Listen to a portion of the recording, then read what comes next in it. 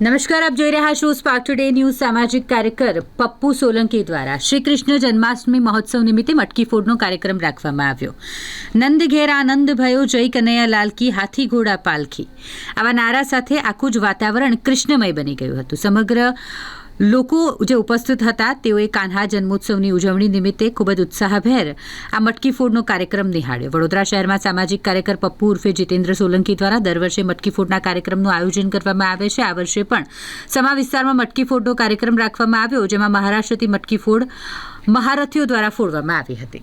આપણે 15 વર્ષથી આ પ્રોગ્રામ કરું છું અને લોકો બોમ્બે જોવા જાય છે, એનો લાભ આજે વડોદરા શહેરની જનતા જોવે છે અને આપણને જોરદાર મટકી ફોડ મળશે। બી રાજેશ સાહેબ છે, એમણે મને શીખવાડ્યું છે અને હું આ દર 15 વર્ષથી પ્રોગ્રામ કરું છું અને વિસ્તારના લોકોને કાનાજીના આશીર્વાદ લેવા અહીંયા બોલાવું છું અને મીડિયાના માધ્યમથી આખો વડોદરા શહેર આ પ્રોગ્રામ જોવે।